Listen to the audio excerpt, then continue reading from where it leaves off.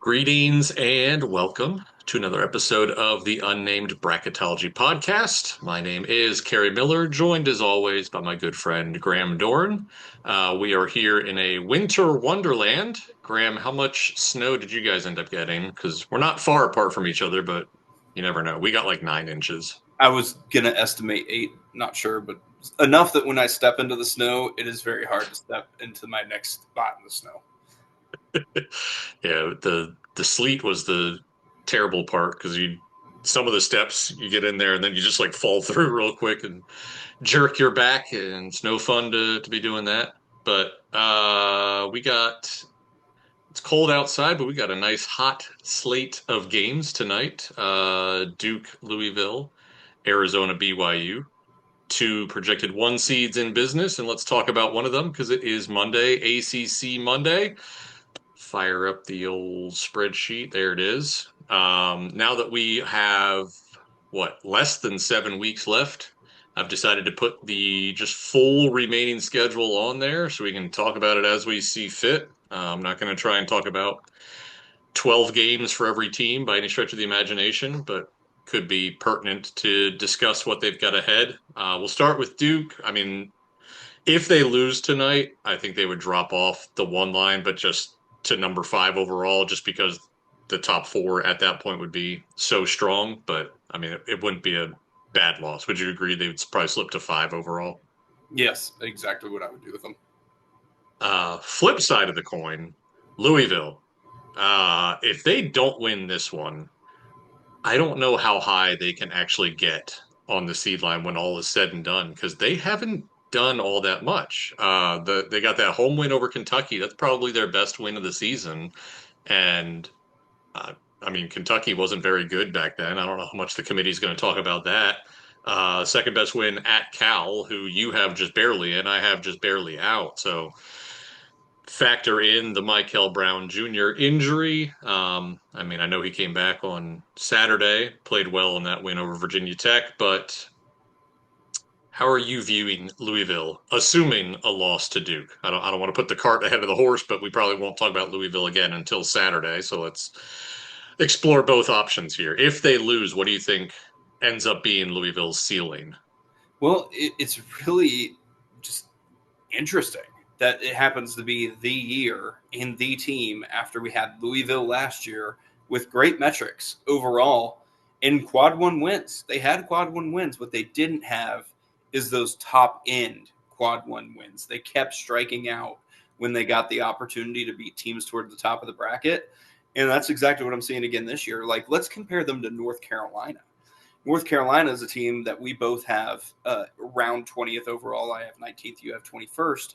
And I think the big difference right now is who do I think is a better team? I think Louisville is a little bit better team than North Carolina. That's what I personally believe.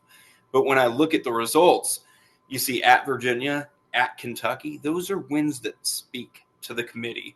Nothing on Louisville's resume speaks to the committee. So I could easily see Louisville topping out very similarly to last year, depending on the competition.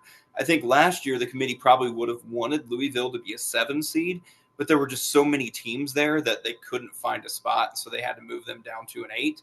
But this year, I think the same thing could happen with Louisville.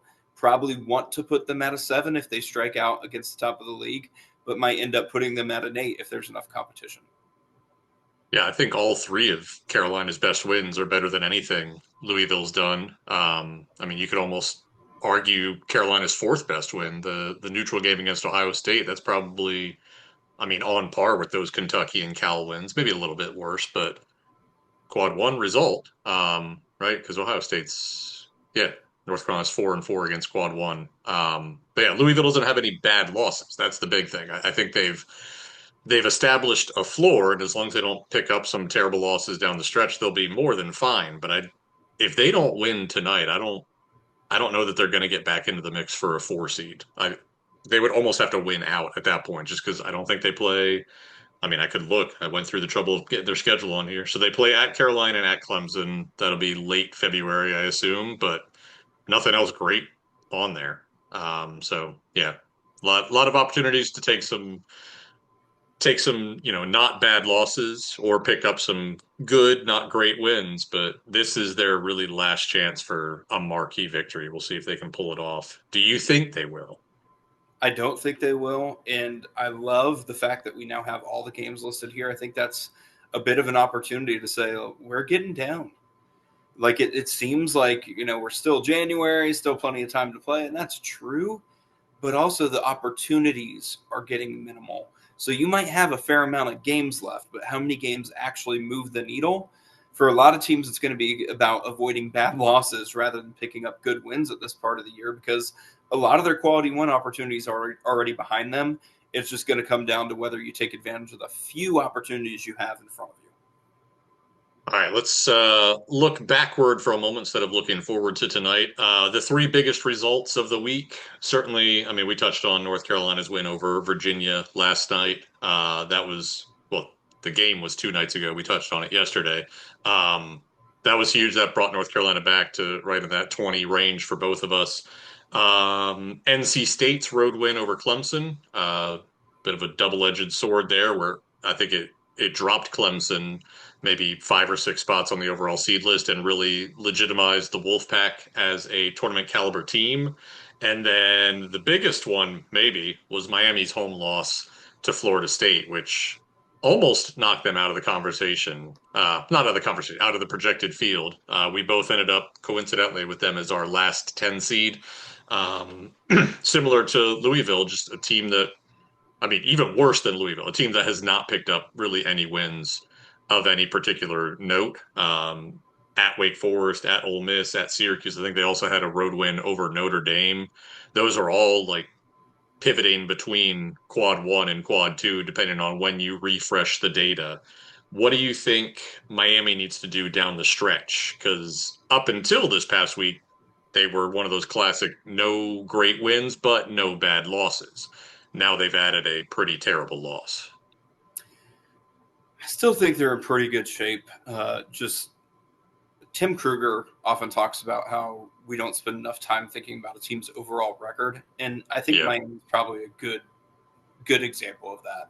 Like even looking forward at the schedule, all right, they get at NC State versus UNC at home, at UVA, at SMU versus Louisville. Even if they lost all of those games, I'm not 100% sure they're out. And they should win one of those games if they're a tournament level team, if not two. But I'm not 100% sure they're out if they take care of business in the rest of those games, because that's still a pretty darn good record at that point.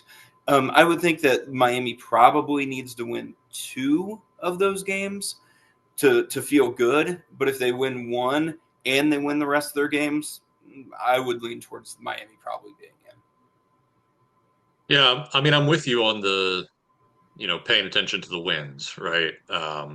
If you don't take losses, great. I mean, you can only do what the schedule provides you with, but I do think if you just focus on the actual resume and not the predictive metrics, Miami and George Mason are basically the same team at this point, right? They each have like three quad two wins. I think maybe Miami's best win is a little bit better than Mason's, but they both have a quad three loss.